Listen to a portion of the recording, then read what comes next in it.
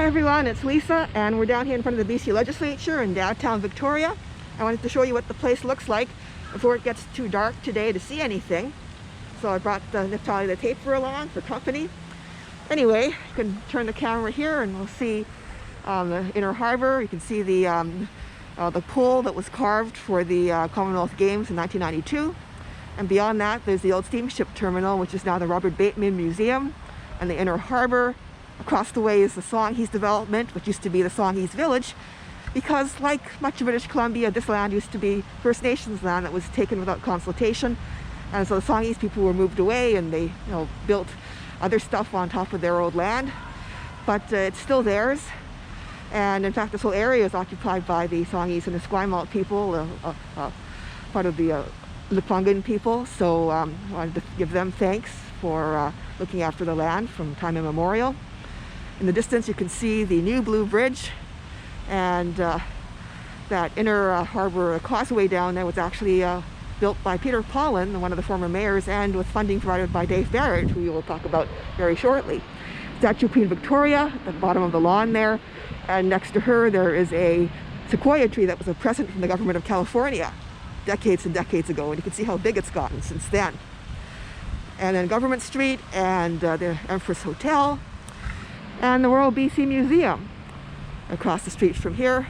And then somewhere over there is the Premier of BC's office.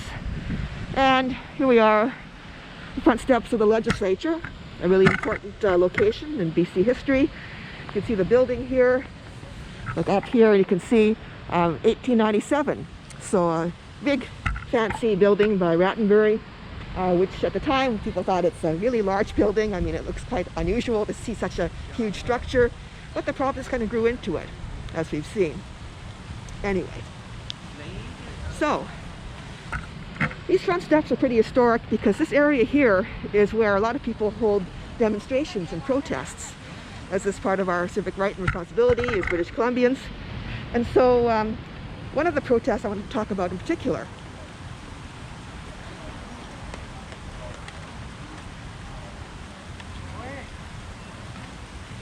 Now, back in 1972, BC had elected this man, the Premier, Dave Barrett, who was in his 40s back then, a young, dynamic leader.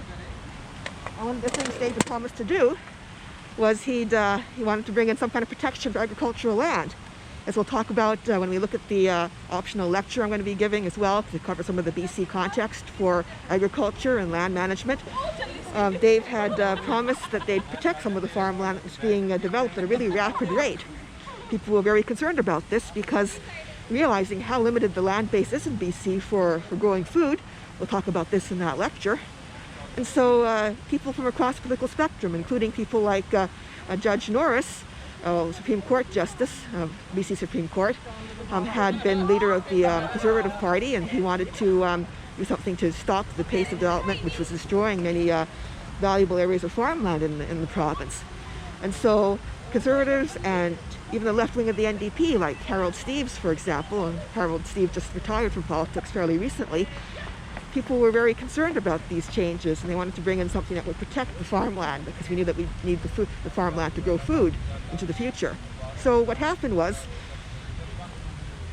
the NDP came to power in the late summer of 1972, and so a few months later, they put together something called the Land Commission Act.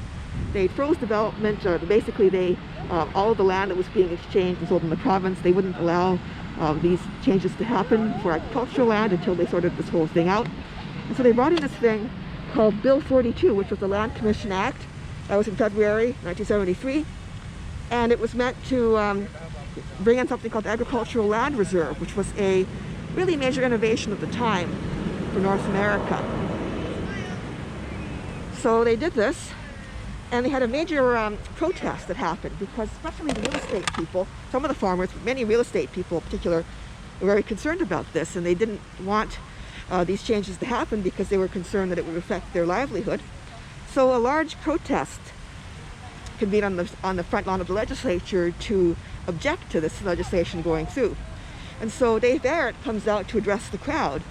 His advisor said, "Don't do it, Dave. I mean, this crowd is kind of hostile. I don't think they're very happy about these laws that you've brought in." And Dave said, oh, I want to talk to them. So Dave goes out.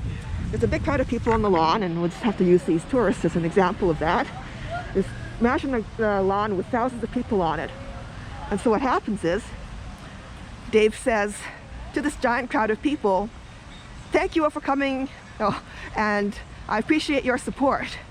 And people at the watching him are saying, like, what's going on? Is this guy nuts? I mean, clearly the crowd's really upset at what he's done. But the thing is that Dave had been watching TV, and he'd been noticing that the TV cameras at the time were just not that great in terms of resolution. I mean, this camera that I'm filming this thing on is much better in terms of both the sound quality and the picture resolution and the color, in fact, than they had for news in BC in the 1970s. And what was happening was, when people saw this on the news that night, they didn't see angry people waving placards that were denouncing Dave Barrett's plan for the ALR. They saw this giant blur of faces and some signs, you couldn't quite make them out, and this kind of hubbub in the background of people shouting. And so when Dave said, thank you all for coming, everybody assumed, oh, it's like he's got this rally of supporters he's addressing, you know, because you couldn't really tell that they're angry at him. It was such an indistinct sound in the background. So that's what happened. I mean, of course, the protesters are upset, and they're saying, we didn't mean it to seem like that. We don't support this guy. What's going on? Just a kind of a funny side note there. But it turned out that in the end, the ALR was broadly accepted by the farmers and by many people in this province, and so it's maintained to this day. And in fact, in terms of the legacy, you can actually see it from space, the amount of farmland that was saved from development. And many other jurisdictions were looking at BC after and saying, wow, I mean, we need to do stuff like this in the future as well, because we're losing our farmland so rapidly. And in BC's case, because there's so little agricultural land in the province, we needed to be really attentive to what was happening to it. So that's the thing. It's like many of the major things that have happened in our province in terms of protests and mobilizations have involved land use, whether it's for farmland or pipelines, as happened this year. And so we'll talk a bit more about this later in the course. All right, thanks everybody.